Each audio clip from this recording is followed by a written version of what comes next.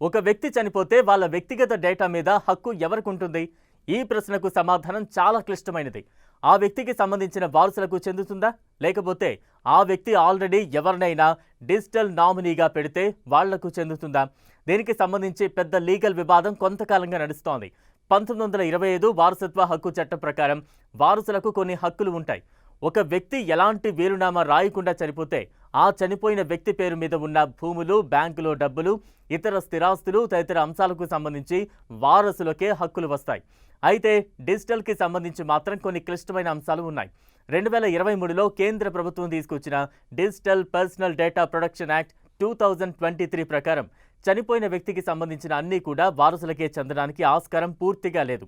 Digital personal data protection act 2023లో section 14 ప్రకారం ఒక వ్యక్తి తన డిజిటల్ అసెట్స్ అంటే email, YouTube channels, social media accounts, cloud storage, ఇతర ఆన్లైన్ అకౌంట్స్ను మేనేజ్ చేయడానికి ఒక వ్యక్తి లేదా వ్యక్తులను నామినేట్ చేయొచ్చు. అంటే ఆ వ్యక్తికి మరణం సంభవిస్తే, లేకపోతే ఆ వ్యక్తి తన అకౌంట్స్ మేనేజ్ చేయలేని స్థితికి చేరుకుంటే ఆ అకౌంట్స్ను నామినేట్ చేయబడిన వ్యక్తి నిర్వహించడానికి అవకాశం ఉంటుంది. ఒక ఉదాహరణ తీసుకుంటే, ఒక వ్యక్తి తాను వ్యక్తిగతంగా నిర్వహించే కొన్ని సోషల్ మీడియా అకౌంట్స్ లేదా ఈమెయిల్స్ లేదా క్లౌడ్ స్టోరేజ్లో సమాచారం నిల్వ చేసి ఉండొచ్చు. అది తనకు మాత్రమే ప్రైవేట్ అని భావించి ఉండొచ్చు. కొన్నిసార్లు కుటుంబ సభ్యులకు సర్ప్రైజ్ చేద్దామనో, లేకపోతే కుటుంబ సభ్యులకు కూడా తెలియకుండా దాచాల్సిన అంశం అయి ఉండొచ్చు. అలాంటి వ్యక్తి తాను మరణించిన తర్వాత తన డిజిటల్ అసెట్స్ మేనేజ్ చేయడానికి కుటుంబ సభ్యులకు కాకుండా వేరే వారిని నామినేట్ చేస్తే ఆ అకౌంట్స్లో ఉన్న డేటాను యాక్సెస్ చేసే అవకాశం నామినీకి మాత్రమే ఉంటుంది. ఒక వ్యక్తి యూట్యూబ్ ఛానల్స్ నిర్వహిస్తూ ఉండొచ్చు. కుటుంబానికి తెలియని కొంత క్రిప్టో కరెన్సీ ఇన్వెస్ట్మెంట్స్ ఉండొచ్చు.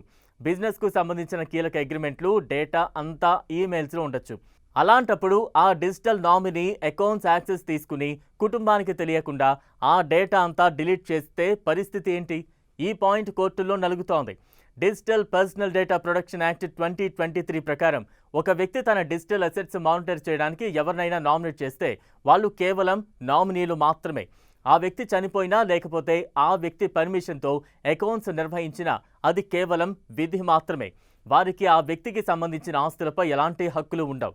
వాళ్ళు కేవలం కస్టోడియన్గా మాత్రమే ఉంటారు. అంటే వాళ్ళు ట్రస్టీలుగానో, అకౌంట్స్కి కేర్ టేకర్గానో ఉంటారు అంతే. కానీ చనిపోయిన వ్యక్తి ఆస్తులు అన్నీ లీగల్గా వారసులకే చెందుతాయి.